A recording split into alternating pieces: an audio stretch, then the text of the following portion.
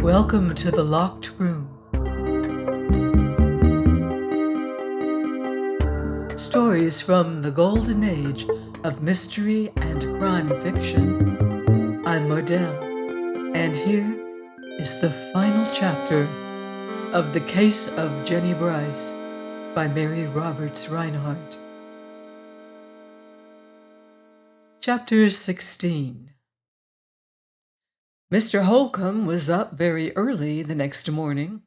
I heard him moving around at 5 o'clock, and at 6 he banged on my door and demanded to know at what time the neighborhood rose. He had been up for an hour, and there were no signs of life. He was more cheerful after he had had a cup of coffee, and commented on Lita's beauty, and said that Howell was a lucky chap. "That is what worries me, Mr. Holcombe," I said.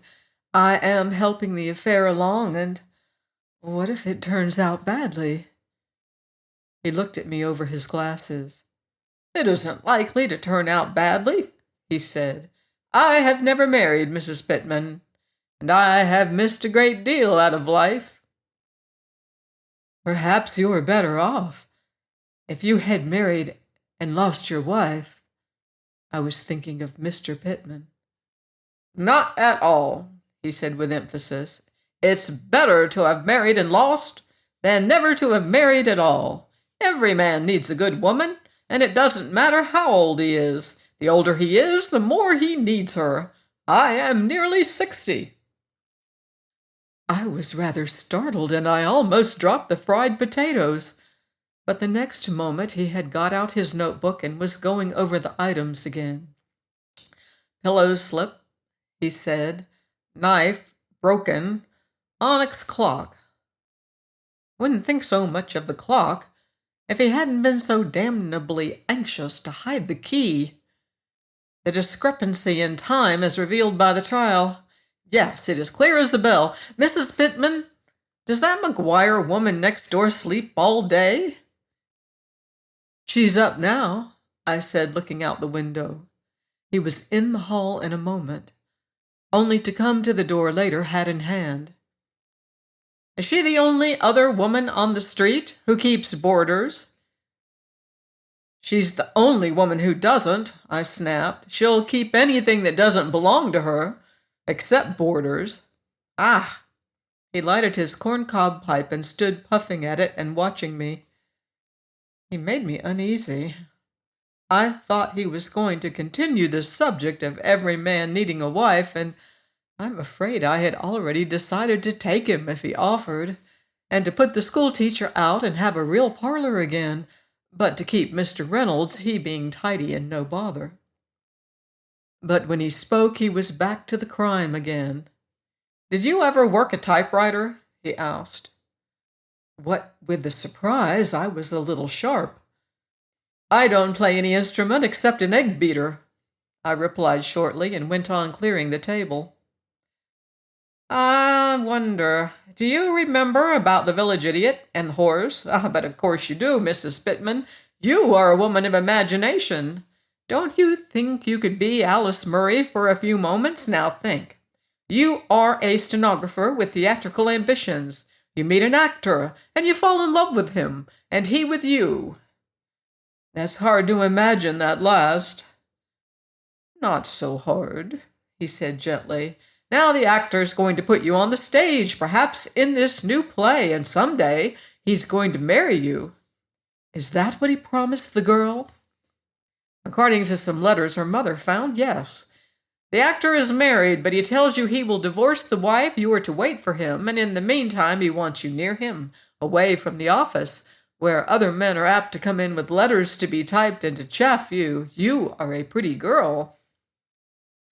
"It isn't necessary to overwork my imagination," I said with a little bitterness. I had been a pretty girl, but work and worry.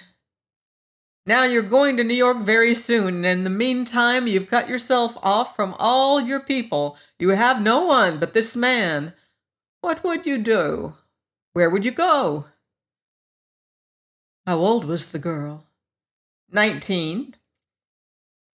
"I think," I said slowly, "that if I were 19, and in love with a man and hiding, I would hide as near him as possible.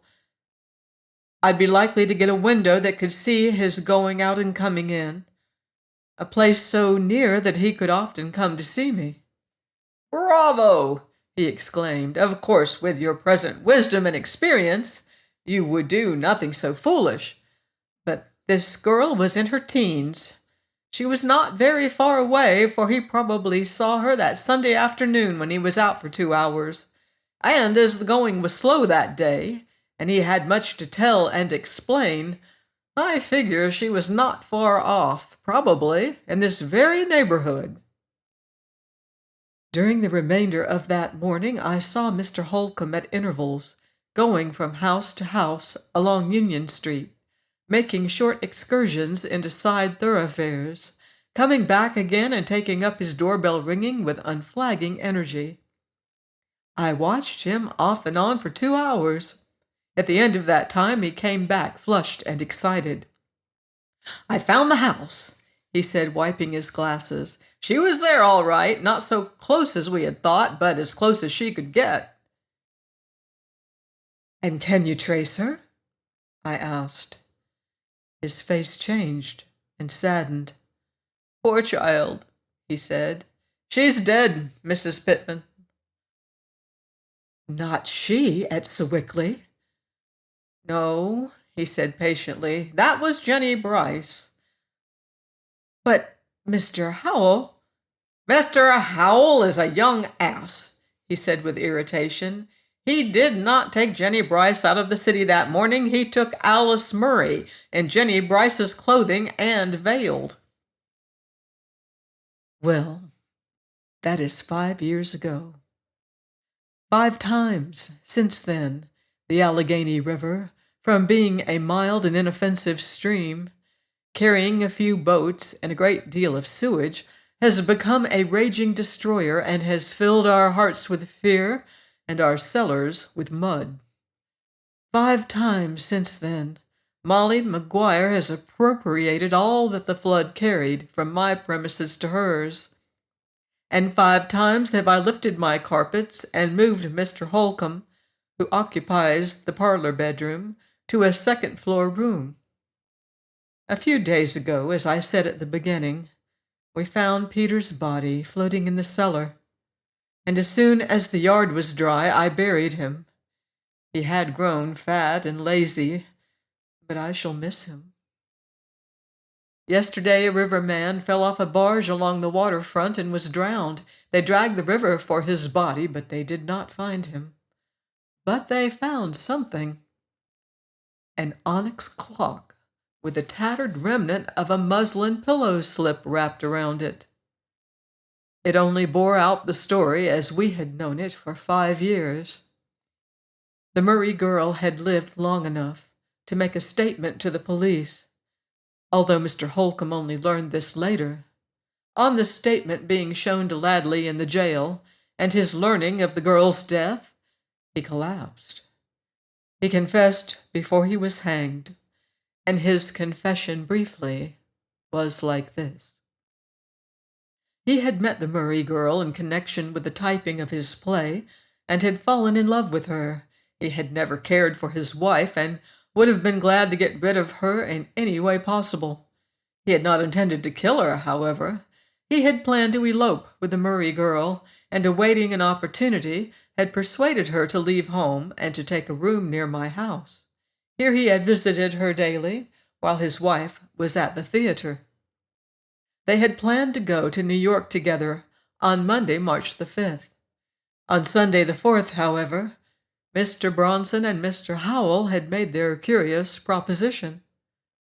When he accepted, Philip Ladley maintained that he meant only to carry out the plan as suggested. But the temptation was too strong for him. That night, while his wife slept, he had strangled her.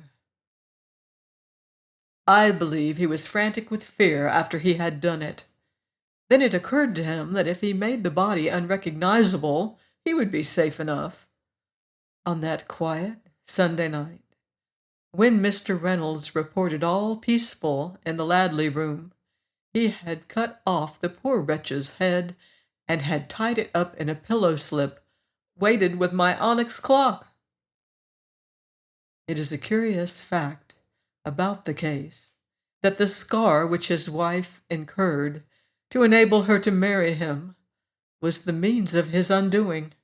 He insisted, and I believe he was telling the truth, that he did not know of the scar, that is, his wife had never told him of it and had been able to conceal it. He thought she had probably used paraffin in some way. In his final statement, written with great care and no little literary finish, he told the story in detail. Of arranging the clues as Mr. Howell and Mr. Bronson had suggested. Of going out in the boat with the body covered with a fur coat in the bottom of the skiff. Of throwing it into the current above the 9th Street Bridge, and of seeing the fur coat fall from the boat and carried beyond his reach. Of disposing of the head near the 7th Street Bridge, of going to a drugstore as per the Howell instructions, and of coming home at 4 o'clock to find me at the head of the stairs. Several points of confusion remained. One had been caused by Temple Hope's refusal to admit that the dress and hat that figured in the case were to be used by her the next week at the theater. Mr. Ladley insisted that this was the case, and that on Sunday afternoon his wife had requested him to take them to Miss Hope, that they had quarreled as to whether they should be packed in a box or in the brown valise, and that he had visited Alice Murray instead. It was on the way there that the idea of finally getting rid of Jennie Brice came to him. And away, using the black and white striped dress of the dispute. Another point of confusion had been the dismantling of his room that Monday night, some time between the visit of Temple Hope and the return of Mr. Holcombe. This was to obtain the scrap of paper containing the list of clues as suggested by Mr. Howell, a clue that might have brought about a premature discovery of the so-called hoax. To the girl he had told nothing of his plan, but he had told her she was to leave town on an early train the next morning, going as his wife, that he wished her to wear the black and white dress and hat, for reasons that he would explain later, and to be veiled heavily, that to the young man who would put her on the train, and who had seen Jennie Brice only once, she was to be Jennie Brice, to say as little as possible and not to raise her veil. Her further instructions were simple. To go to the place at Horner, where Jennie Brice had planned to go, but to use the name of Bellows there, and after she had been there for a day or two, to go as quietly as possible to New York. He gave her the address of a boarding house where he could write her, and where he would join her later. He reasoned in this way, that as Alice Murray was to impersonate Jennie Brice, and Jennie Brice hiding from her husband, she would naturally discard her name. The name Bellows had been hers by a previous marriage, and she might easily resume it. Thus, to establish his innocence, he had not only the evidence of Howell and Bronson that the whole thing was a gigantic hoax, he had the evidence of Howell that he had started Jennie Brice to Horner that Monday morning, that she had reached Horner, had there assumed an incognito, as Mr. Pittman would say, and had later disappeared from there, maliciously concealing herself to work his undoing. In all probability, he would have gone free, the richer by $100 for each week of his imprisonment, but for two things: the flood, which had brought opportunity to his door, had brought Mr. Holcombe to feed Peter the dog, and the same flood, which should have carried the headless body as far as Cairo, or even farther on down the Mississippi, had rejected it in an eddy below a clay bluff at Sewickley, with its pitiful covering washed from the scar. Well, it is all over now. Mr. Ladley is dead, and Alice Murray, and even Peter lies in the yard, Mr. Reynolds made a small wooden cross over Peter's grave and carved, "Till we meet again," on it. I dare say the next flood will find it in Molly Maguire's kitchen. Mr. Howell and Lida are married. Mr. Howell inherited some money, I believe, and what with that and Lida declaring she would either marry him in a church or run off to Steubenville, Ohio, Alma had to consent. I went to the wedding and stood near the door, while Alma swept in lavender chiffon and rose point lace. She has not improved with age, has Alma. But Lida, under my mother's wedding veil, with her eyes like stars, seeing no one in the church in all that throng but the boy who waited at the end of the long church aisle. I wanted to run out and claim her, my own blood, my more than child. I sat down and covered my face, and from the pew behind me, someone leaned over and patted my shoulder. "Miss Bess," old Isaac said gently, "don't take on, Miss Bess."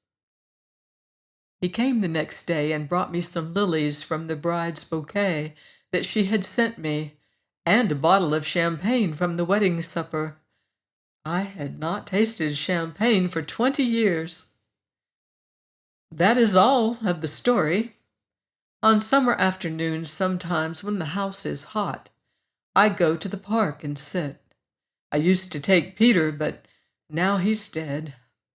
I like to see Lida's little boy. The nurse knows me by sight and lets me talk to the child. He can say Peter quite plainly, but he does not call Alma grandmother. The nurse says she does not like it. He calls her Nana. Lida does not forget me. Especially at flood times, she always comes to see if I am comfortable. The other day she brought me with apologies the chiffon gown her mother had worn at her wedding. Alma had never worn it but once, and now she was too stout for it. I took it. I'm not proud, and I should like Molly Maguire to see it. Mr. Holcombe asked me last night to marry him.